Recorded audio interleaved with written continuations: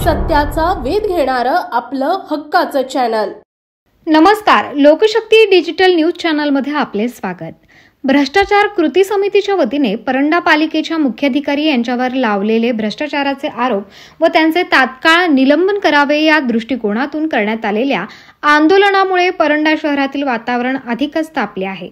परंडा बंद नंतर माजी नगराध्यक्ष जाकीर सौदागर यांनी घेतलेली स्फोटक पत्रकार परिषद व त्यातून त्यांनी ठाकरे गटाचे जिल्हा प्रमुख रणजित पाटील यांना दिलेले खुले आवाहन यामुळे हा वाद अधिक तीव्र होत चालला आहे। ही भ्रष्टाचार कृती समिती नसून या भ्रष्ट लोकांनी तयार केलेली ही कृती समिती असल्याचा आरोप जाकीर सौदागर यांनी पत्रकार परिषदेच्या माध्यमातून लावला। या कृती समितीतील प्रमुख लोकांनी अनधिकृतपणे अतिक्रमण करून पालिकेच्या जमिनीसह गोसावी समाजाची जमीन व इमामबाड्याच्या जमिनीवर कब्जा केल्याचा आरोप सौदागर यांनी लावला होता। या विरोधात रस्त्यावर उतरणार असल्याचे सौदागर यांनी जाहीर केले होते।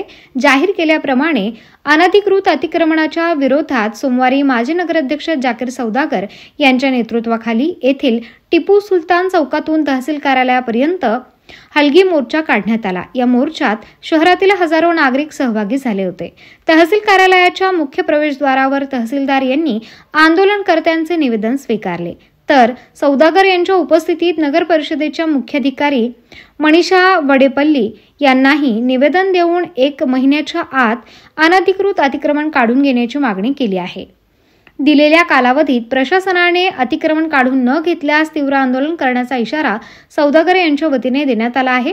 दोन्ही ठिकाणी निवेदन देताना नगराध्यक्ष जाकीर सौदागर यांच्यासह डीजे ग्रुपचे संस्थापक अध्यक्ष धनंजय जाधव, माजी उपनगराध्यक्ष श्याम मोरे, शिवसेनेचे नेते वाजिद दखनी, माजी नगरसेवक संजय घाटगे, रत्नकांत शिंदे, राजकुमार माने, माजी नगरसेवक जावेद पठाण, इरफान शेख, बच्चन गायकवाड, जया शिंदे, रणजित माने, अंकुश माने, दादा माने, ईश्वर जाधव आदी उपस्थित होते। यावेळी प्रसारमाध्यमांशी बोलताना माजी नगराध्यक्ष जाकीर सौदागर काय म्हणाले ते पाहूयात। 11 तारखेला पत्रकार परिषदेमध्ये सांगितलं होतं की गोसाई समाजावर नूर चौधरीने अतिक्रमण केलेला काढण्यात यावा। दुसरा मुद्दा, इमामबाड्याला जाणाऱ्या रस्त्यावर शब्बीर पठाण यांनी अतिक्रमण केलेलं काढण्यात यावा। जुनी भाजी मंडईवर झालेला अतिक्रमण काढण्यात यावा। चौथा मुद्दा, किल्ल्याला जाणारे रस्त्यावर जमील पठाण यांनी केलेला अतिक्रमण काढण्यात यावा।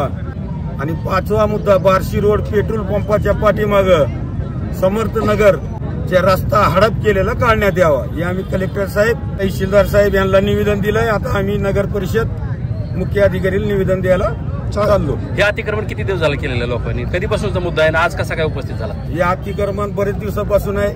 मुख्य अधिकारी नोटीस काढली, अतिक्रमण काढा म्हणले की ती मुख्य अधिकारीला भ्रष्टाचारी म्हणतात आणि कुठलं तरी प्रेशर आणून थांबवायचा प्रयत्न करतात। पण आज आम्ही 11 तारखेपासून ठाम निर्णय घेतलेला आहे। अतिक्रमण निघाल्याशिवाय आम्ही गपचूप बसणार नाही। यांना 1 महिन्याची मुदत दिलेली आहे।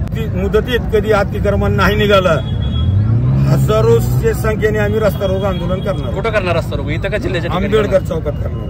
बरं, किती एक महिन्याची आजपासून मुदत दिली का? आजपासून 1 महिन्याची मुदत दिली। कोणाला दिली मुदत तुम्ही?